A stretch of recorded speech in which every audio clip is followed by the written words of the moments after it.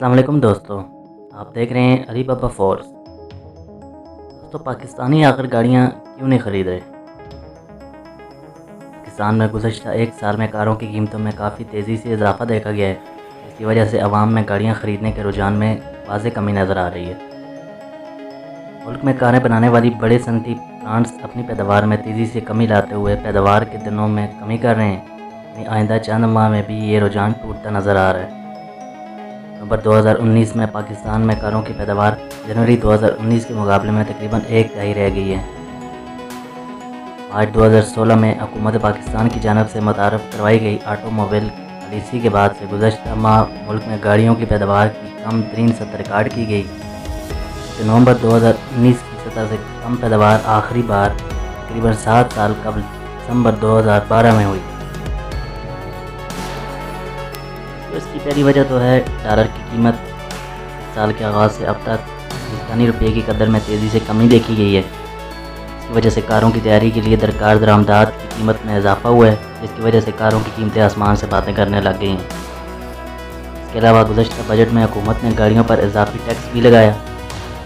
ضمنی مالی بجٹ کے دوسرے ترمیمی ایکٹ 2019 کے ذریعے 1700 سی سی اور اس سے اوپر والی گاڑیوں پر 10% سے زیادہ فیڈرل ایکسائز ڈیوٹی FED متعارف کروائی گئی۔ بعد میں FED کے دائرہ کار کو بڑھایا گیا اور 1000 سی سی تک کاروں پر 2.5%، 1001 سے 2000 تک کاروں پر 5%، 2001 اور اس سے اوپر والی گاڑیوں پر FED کو بڑھا کر 7.5% کر دیا گیا تھا۔ پاکستان میں گاڑیوں کے خرید و فروخت کی ویب سائٹ پاکویز کے چیئرمین سنیل مین نے BBC کو بتایا کہ اب سے کچھ عرصہ پہلے تک گاڑیوں کی اضافی طلب تھی، کاریں آن پر بکتی تھیں۔ آن پاکستان میں عام طور پر اضافی قیمت کو کہا جاتا ہے، جو کہ صارف گاڑی خریدتے وقت بلنگ کی مدت انتظار کرنے کی بجائے بطور منافع دے کر فوری گاڑی حاصل کر لیتا تھا۔ اس وقت کسی عقل مند شخص نے حکومت کو مشورہ دیا کہ آپ اس آن کو انٹرنلائز یعنی اپنے حصے میں کر لیں۔ بالکل وہی بریکٹ بتایا گیا۔ اس گاڑی پر جتنا آن تھا اتنے ہی FED لگا دی گئی۔ کرنسی نہ گرتی تو صارف تو پہلے بھی 25 لاکھ والی گاڑی 28 لاکھ میں لے رہا تھا۔ اس کو فرق نہیں پڑتا یہ رقم سرمایہ کار کی جیب میں جائے یا حکومت کی۔ بدقسمتی سے ہوا یہ کہ کرنسی گر گئی، وہ گاڑیاں 40 لاکھ تک پہنچ گئیں۔ قیمتوں میں اضافے کی وجہ سے جیسے جیسے گاڑیاں عام شہری کی دسترس سے نکلتی گئیں، وہیں کاریں بنانے والی کمپنیوں نے اپنی پیداوار بھی کم کر دی۔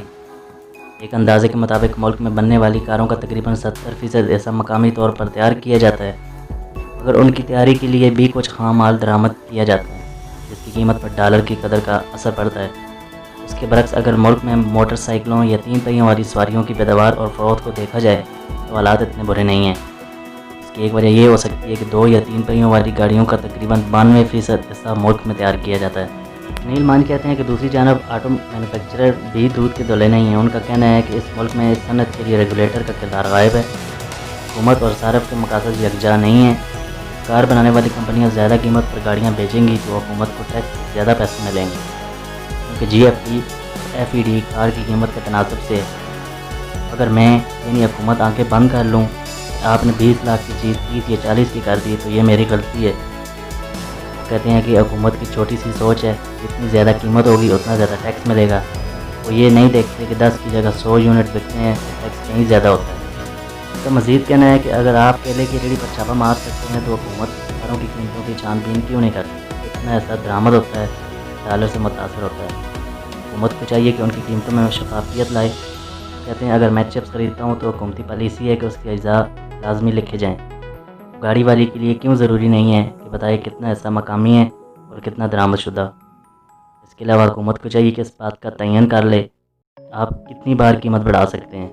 یہ نہیں ہو سکتا کہ کار مینوفیکچرر کا جب دل کرے قیمت بڑھا لے۔ بالکل تیل کی قیمت کی طرح ہر پہلی کو تعین ہونی ہے۔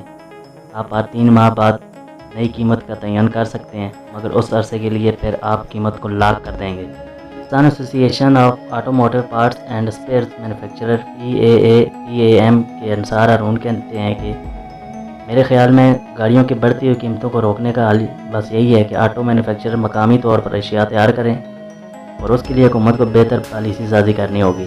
وہ کہتے ہیں کہ مثال کے طور پر 2016 میں آنے والی آٹو پالیسی میں یہ تو ہے کہ 2021 کے لیے کمپنیوں نے مقامی طور پر مال تیار کرنا ہے، مگر اس پر کوئی چیک اپ نہیں ہے کہ کب تک یہ کام کرنا ہے۔ تاہم اس بارے میں حکومت کو متعلقہ وزارتوں سے جب بات کرنے کے لیے رابطہ کیا گیا، وزارت تجارت اور وزارت صنعت و پیداوار کے حکام نے اس پر تبصرہ کرنے سے انکار کرتے ہوئے کہا کہ یہ معاملہ ان سے متعلقہ نہیں ہے۔